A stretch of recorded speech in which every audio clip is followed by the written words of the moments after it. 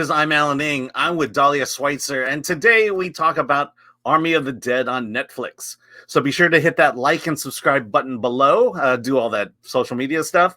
But as a warning, you are watching the spoiler version of this review. All right, so I'm with Dahlia Schweitzer. She is an associate professor of film and media, and she is the author of the book Going Viral and her upcoming book Haunted Homes, coming out June 18th. Hi, Dahlia. Hi. It's a pleasure. Hi. Oh, so let me ask you. So you've written a lot about the zombie genre and the outbreak genre. Can you just talk a little bit about what your book Going Viral is about? Yeah, absolutely. My book looks specifically at what I describe as the outbreak narrative, where I'm looking at these American film and television shows where there's a widespread viral outbreak. And so initially, when I was putting together the outline for the book, I wasn't even going to talk about zombies at all, because I was going to talk about infection, and I was thinking about movies like Contagion, for instance, which do not have zombies. And then once I started doing research, I realized that most contemporary zombie movies now do revolve around the theme of infection, and that there is some kind of a virus that spreads and turns people into zombies, like in 28 Days Later. And so I now have a big section in my book where I talk about zombie narratives and infection. I mean, The Walking Dead, all these kind of contemporary zombie movies talk about infection. So that was sort of my foray into zombie movies, which I'd never really been a big fan of before. So clearly you're here because of that. You are our zombie expert. I'm passively, I'm a passive viewer of the zombie movies. I think the ones that stick out to me are World War Z, Walking Dead, and Train to Busan. But I mean, I've dabbled in the other ones, but those are the ones that really stick out to me.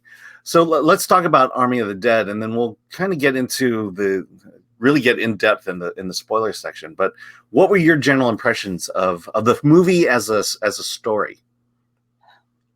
Well, I think it's interesting that you mentioned, what did you say? You said World War Z, Train to Busan, and what was the third one? And Walking Dead. And Walking Dead.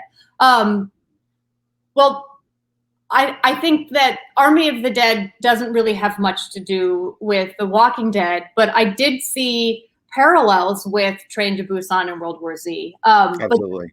And so I'm going to come back to that. But in brief, I was actually oddly excited to watch this movie. When I was researching for my book, I watched a lot of zombie movies, and a lot of zombie movies are just like other zombie movies. Mm-hmm. And so when I watched Zack Snyder's Dawn of the Dead remake, it really blew me away. I thought it was one of the most well done zombie movies. It is one of the ones that I include when I teach my class that's based on the Going Viral book. I love it. And I didn't expect to love it. I was sort of, unfortunately, there's a lot of mediocrity in the zombie world. And so Shaun of the Dead and Dawn of the Dead really stood out to me. And so I was really excited to see what Zack Snyder was going to do with Army of the Dead. I want to kind of address the movie right now, just story-wise, and how you felt about it as the movie. You were excited to see it. I was excited. Now, once you saw it, what'd you think? And there was a lot that I liked about it. But I felt like Zack Snyder needs a very aggressive editor. The movie starts off with a fantastic premise. I loved the premise. I was like, Ocean's 11 with zombies is a brilliant idea. It's like that's never been done before. And then when go ahead. No, let me just drop in. The not knowing a lot going in, the opening sequence, the opening montage, got me. It presents a really great idea, and that's, what if Las Vegas was overrun by zombies? And that opening segment, it's colorful, it's bright, it's gory, it's heartbreaking, it's violent. It's everything you want to see. Just this idea of this larger than life city being overrun by zombies, and so it sets a great premise. And and I kind of like it to Independence Day, where it gives you a great idea, and now the key is, does it pay it off?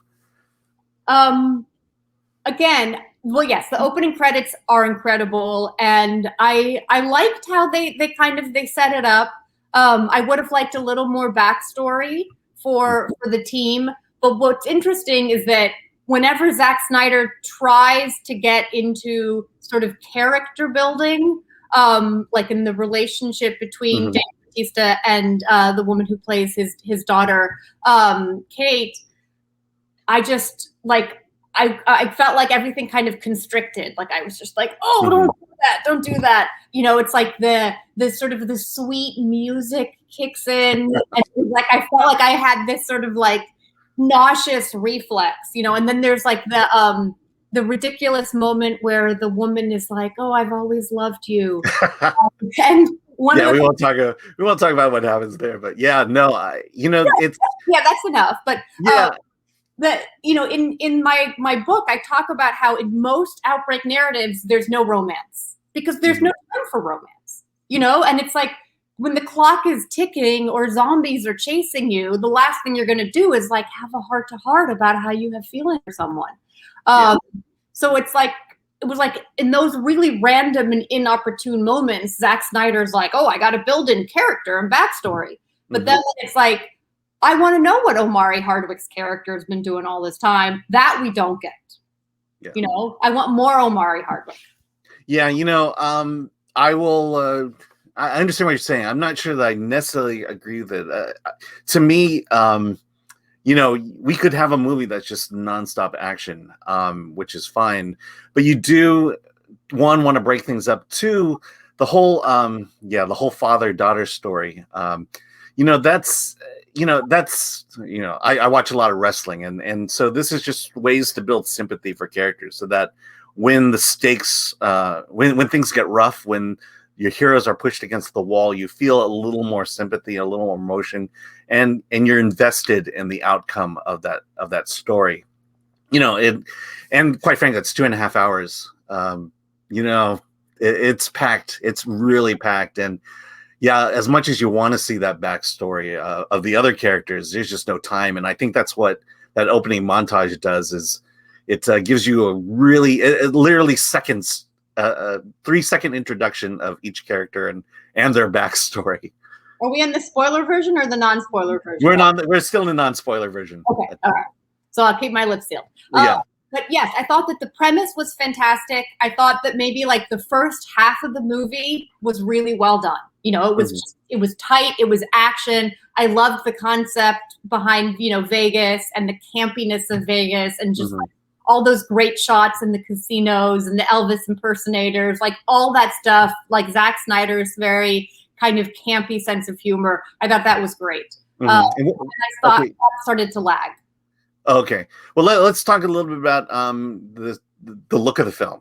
I was pretty impressed with the look of the film. For one, it takes place in Vegas, so it's outside, it's in the desert, it's bright, which is not something you associate with zombie movies. It's usually at night in the dark. There are elements of that, but I would say 75% of the movie does take place outside in the sun. I felt like they did the Mad Max look better than Mad Max did. And Netflix has like a kind of an accompanying little featurette where they talk about how they did the special effects and sort of how they built Vegas. And I encourage people to watch it because after they've seen the movie, because it is actually really fascinating how they did it, because it does look very real. And we've seen, you know, there are a million zombie movies where we see, you know, like New York City kind of destroyed in a, you know, I Am Legend kind of way, or in 28 Days Later, you see London sort of very vacant, right? We're used to that kind of vacant, but the demolition in Las Vegas is just amazing. And then I love like the Sodom and Gomorrah towers. I mean, they're just like all these, like, I feel like I want to go back and watch it just because there's so much that I couldn't take in, because it's like there's so much happening in every corner of the screen, and I want to see it on a big screen because I'm watching it on my small screen, and I just feel like I want to like pause and look at all the details. So I will say that there are a few theaters that are showing it on the big screen. Yeah, I have to find one. Yeah, let me second what you're saying. A lot of clearly the destruction of Vegas is done through CG, and there's a lot of it. When you pan back and you look at Vegas, clearly that's all CG. But what I like is when a film tends to be that, when you have a city built on computer graphics, you tend to feel like they're only spending their time in one section of that city. And the feel of this film is like, no, they're traveling from one casino to the next through the streets of Las Vegas. And I think, it amazes me because part of me is like, well, how much money did they put in this thing? Because you do get that big sense, and a lot of it is practical. You'll find in that documentary that everything they touch, everything they walk through are practical sets. Netflix afford to make this movie? Like, I just feel I don't even like. Yeah, I can't even imagine how much money went into this. Yeah, and even saying that is like the cinematography is incredible too. Oh, go ahead. Which Zack Snyder did. Yeah. Yeah, he not only directed and he not only came up with the story, directed it, but he also did all the photography for it. And there's a style there that really works. A lot of tight, focused with blurry backgrounds. A good use of light. We hate lens flares, but I think it really worked in this case. It's beautiful. And I was also reading, and I'm not like a film equipment nerd, but I actually went and was reading about his camera setup, and he's using these like old Canon lenses in order to get that very special effect, which I agree. Like the whole movie, it really puts you in this world. And it has such a strong aesthetic that, the 2.5 hours, I think, wouldn't have bothered me if it, let's just say I didn't mind spending 2.5 hours in that world. Mm-hmm. I still might have edited the movie differently, but it wasn't that I needed it to be over faster. I just wanted more of X and less of Y. Yeah. So, I want to talk just story a little bit, at least the emotion, because we touched on it a little bit, and I want to dig just a little bit deeper. But, I think the characters and the stories and the interactions play out like a typical American action drama. And I mentioned that because when I talked about Train to Busan, I mean, I cried at the end of the movie. I mean, that's how emotionally invested I was in those characters. And I think they were trying to go for that, and I just don't think I got there like I did with Train to Busan. Anything I would say would be a spoiler, so I'm going to say the spoiler version. Yeah. So was it? I don't know. Did you connect emotionally with it, with the characters at least? I did. Mm-hmm. And I mean, obviously, like this goes back to I wanted more backstory. I connected to certain characters better than others, mm-hmm. But I did connect to it. And what's interesting is after watching this movie, I then was inspired to go and watch Peninsula, which is the Train to Busan. It's labeled as a sequel, but it's not. But it has a very similar storyline, and Train to Busan is such a classic that I was like, oh, I'll go watch Peninsula. Yeah. And don't be mad, but like I didn't finish it because Peninsula. The Peninsula. I watched Train to Busan. I finished, but it's funny you mentioned it because now that I think about it, it's the same plot. It's practically the same plot. Like, I actually went to do some research because I was like, did Zack Snyder rip off Peninsula? He'd come up with the premise that like I think in 2004 or something. Yeah. So I was like, okay, maybe they, I don't know, maybe Peninsula ripped him off, or they both have the same idea. Who knows? But anyway, the point being is that I started watching Peninsula and I couldn't connect to any of the characters. Yeah, I felt the same way. I think, I mean, clearly Zack Snyder, if he did, he made it much better. So as promised, this is the spoiler section. If you do not want spoilers of this movie, turn it off now, because we're gonna dive in a little deep into it. So this is your warning. Go. All right. So having said that, so I have a question for you. Maybe this is the good jumping point. But where does Army of the Dead fit within the genre of the zombie genre to you? Well, what's interesting about it is that it is a very new take on zombie narratives.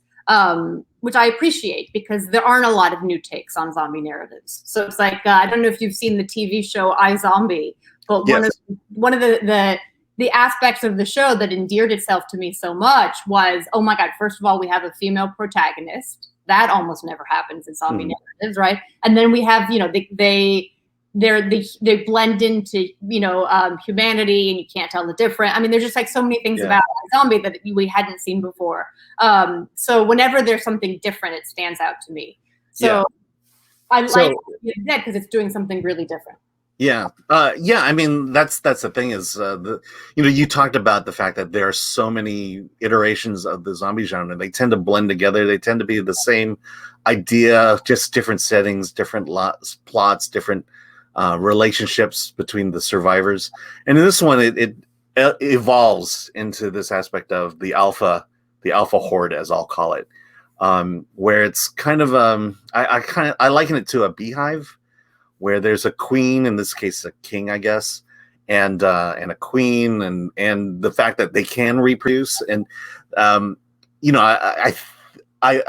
do appreciate the evolution of it, and the question I have is, will fans appreciate the specific version of evolution? Well, I have to interject because one thing that I did notice, and you never know what's in the director's head, but I did wonder if, to a certain extent, Zack Snyder had been inspired by I Am Legend, because if you remember in I Am Legend, you do have the sort of the male leader and his sort of female love interest, and then the male leader and his sort of army break into Will Smith's house and go into the lab to rescue the woman that has like the butterfly tattoo. You remember? And so that's kind of similar a little bit to what happens in Army of the Dead. And there's this shot that's almost identical, where you have in I Am Legend where the male leader sort of presses up against the glass that separates him from Will Smith. And there's an identical shot in Army of the Dead where the male leader sort of presses up against the glass. Again, could be complete coincidence, but that was something, the whole idea of the sort of the alpha, I was like, well, we have actually kind of seen this before in I Am Legend. What was interesting to me was that it was a zombie movie where the zombies were kind of on the back burner. And that, but it's not like in The Walking Dead where, the zombies are a little bit on the back burner because the humans are the actual danger, right? So in Army of the Dead, the zombies are the threat, but it's also, you've got like the ticking, the time limit where like the nuclear bomb go off. So it's like, in a way, that's more of a threat, the nuclear bomb, than the zombies. And then the zombies just kind of like raise the stakes, but then it's really about getting the money, so I just people would ask me like, what's the next incarnation for zombie movies?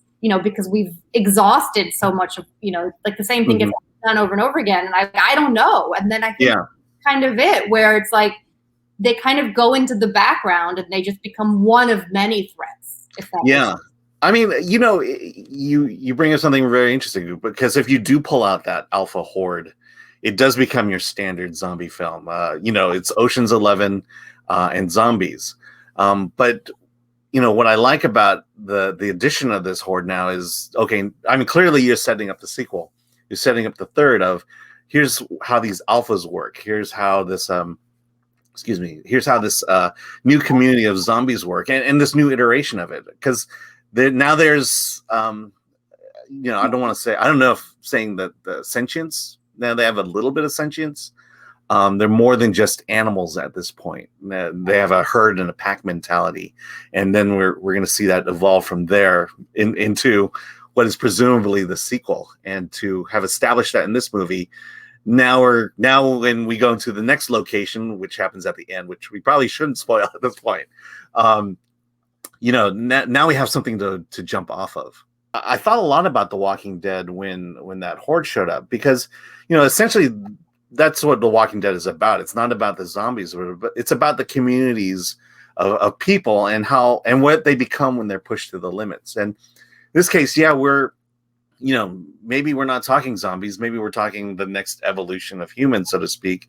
And so what we have now is an immortal being, which is the Alpha, and then some kind of sentience in the sense of now they're creating a society of their own, and which is why I do liken it to a bee. I do find that, again, now we're pushing this whole dead narrative in a very different direction here.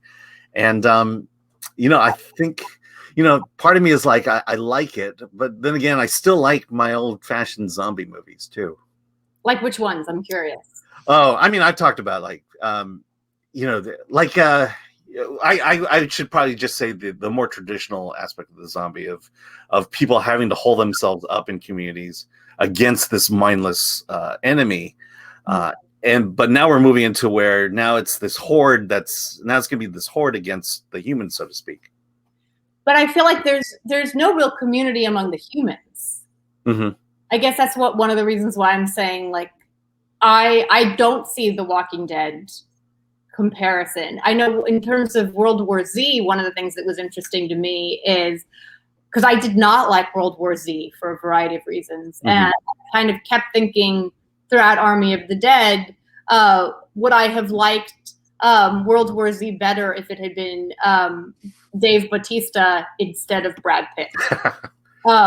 Because Brad Pitt is it's like, he's almost like, he's kind of too attractive. You don't have that sort of scrappiness that you have with Dave Bautista and his team, which I thought, I don't know, I really enjoyed that element. Like, I enjoyed the characters and it's sort of motley crew. I liked that element.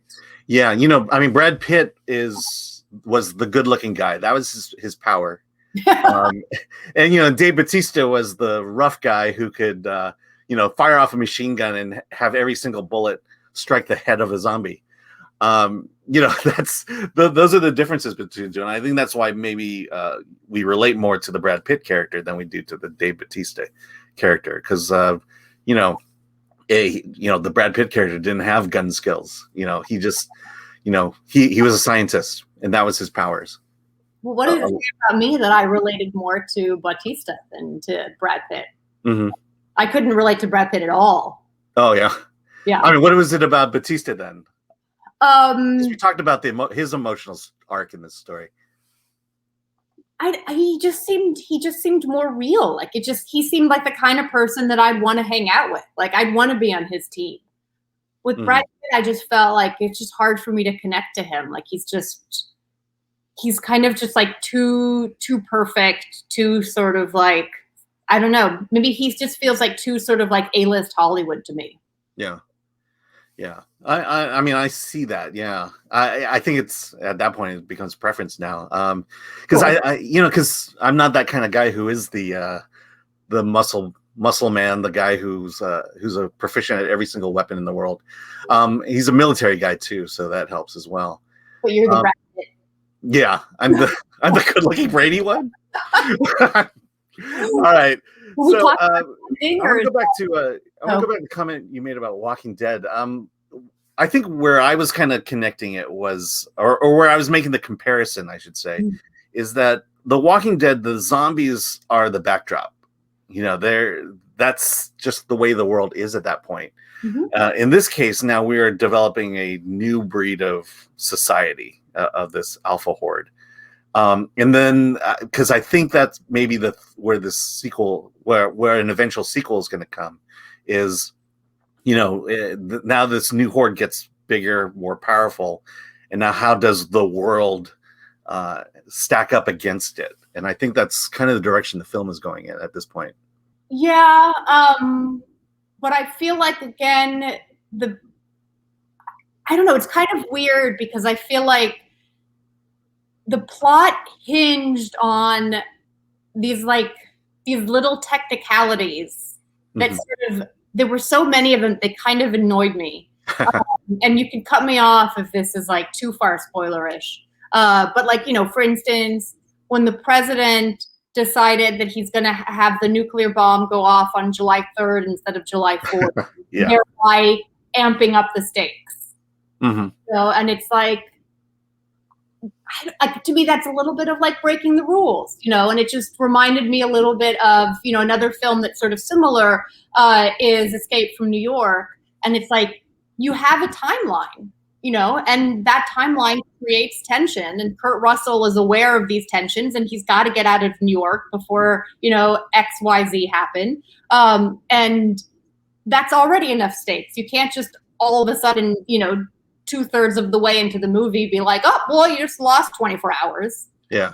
So that was weird. And then also I kept thinking that if Dave Bautista's character, Scott, if his daughter, which again, we've discussed as being like kind of a crappy plot line to begin with, but if his daughter had just followed the rules and then they hadn't had to go find her, then they also would have escaped and everything would have been fine. Yeah. I mean, I should mention that it's his stepdaughter, which I thought was a twist on that dynamic because, we've seen the father-daughter, but there is a weird dynamic that occurs between a father and a stepdaughter that occurs here. And that I just love it because you just don't see it. But I will address the whole ramping up the timetable a day. So they have 2 days, 3 days to get the money. And the president decides to push things up and nuke Vegas a day early. To me, that's what you call cinematic storytelling. It's the Indiana Jones. It's the roller coaster effect. It's the keeping the audience tense and on the edge and never letting them go until the very end, until the roller coaster pulls back into the station. That's it's the thing that kind of separates the fan that really goes into the details of the genre versus the one who just wants to sit back, have a beer, and just let this experience overtake them. I resent the beer comment. I just feel like a glass of wine. I don't know. What is your drink of choice? With like, okay, you have 24 hours. I just kept thinking about like Escape from New York and Escape from LA, where he has like that massive timing wristwatch thing, and he just kind of keeps moving, and you see the time counting down. Think of Speed or whatever. Like I just felt like you already have that pressure. Well, I do like because they kept calling. Okay, hey, you got 3 hours right now, or we're all dead. And again, that's the roller coaster effect. That's the twist that you weren't expecting that takes you down a different course. And that's what engages an audience. And I think it can drive some people nuts. But at the same time, there are people who love roller coasters and will never get off of it. And this is for them. Okay, so let's say that the president has to make the nuclear bomb go off 24 hours earlier, so they lose 24 hours. Fine. Then he needs a better reason for doing it 24 hours. Yeah. The reason is like, oh, well, human rights activists might have a problem on it, so I've got to do it a day early. Like, yeah. Since when did the government ever do something a day early? Well, again, if you want to do it a day early, don't do it because you're pacifying human rights activists. Like, I don't think this is a president, So if you want to raise the stakes, then maybe you have so they've obviously like awakened all these zombies. Like you have all the zombies that were in hibernation that get woken up, whatever. So and you want to go back to your bees analogy or whatever. Like, so they've kicked the hornet's nest. So maybe you have the zombies are like in a World War Z moment, they're climbing over the walls, right? They're trying to escape from things. And so that's why they have to do the bomb a day early, right? Yeah. Like then I'd be like, okay, this is a valid reason for suddenly changing the timeline. Yeah. Well, I mean, it sounds like that if there is a great weakness in this movie, it is the fact that it does include cliche after cliche after cliche. It's the heist aspect of it. Hey, here's the plan. All you have to do is do this, this, this, and this. She'll get that. We do it. We get out, and we're good. And you know that whenever that happens, none of that ever works out. And you're kind of tipped off to that every single step that they have to make, there's some kind of booby trap in the way. Literally, in one case, there is a booby trap. And so booby traps, by the way, I thought that was a great scene. Oh, which one? With the 3 booby traps in a row. Oh, yeah. Yeah, I thought that was cool. That was yeah. No, I mean, there's it's one of those things where it's full of cliches, but Snyder pulls it off to me very well and very exciting. And we talked about the Dave Bautista, his love interest who finally confesses her love to him, and then her death immediately afterwards is still ingrained in my mind. But again, go back to what you were saying earlier, is you were talking about how the emotional component gets added to make you identify more with the characters. Mm-hmm. Okay? But then it's like, that's added 15 seconds before she dies. But to me, okay, so when she dies, the look on her face, anguish. It was like, to me, it was more of a joke than it was a plot point. Because you literally could have cut that whole thing out and it would have affected nothing in the film. But what it did do, though, was the look on her face is still ingrained in my brain at this moment. And that wouldn't be there if she hadn't said what she said to Dave Bautista's character. That is true. That is a fair point. That is a point. It's a throwaway. I'll agree with you. It's a throwaway. It's a total throwaway. Or at least, I don't know, like, yes, it's a cliche to have that happen right before she gets killed. But can we also talk about the fact, and this, again, sure, maybe this is me, I'm like the horror movie viewer who's like annoyed that the characters go down to the basement. Like, you've seen it too much. I mean, you've seen every zombie movie. So yeah, no, I get it. I totally get where you're coming from. So, all right. So everything's going okay. Right, relatively speaking, right? Yeah. And a couple casualties, but for the most part, everything's going okay. And then Scott Ward realizes that his stepdaughter has gone rogue, and so then they have to go and get her because she's gone to rescue her friend Gita, right? Mm-hmm. And then when they go and they have to track her down, and that's when everything completely unravels and basically everybody dies, right? Mm-hmm. So then he goes and he manages to get Kate and Gita, but then Gita dies. Mm-hmm. So that whole thing was just a complete waste. Yeah, it's the because again, when things are set up in the early part of the film, there's going to be a payoff, and there is that point where the heist portion is sort of wrapped up, and it's like, oh, the Horde's going back to where Gita is, and it's like, oh, this movie's going to go on a little bit longer. And I do remember at that point going, do I need to keep watching this movie? Because it's not going to get any better.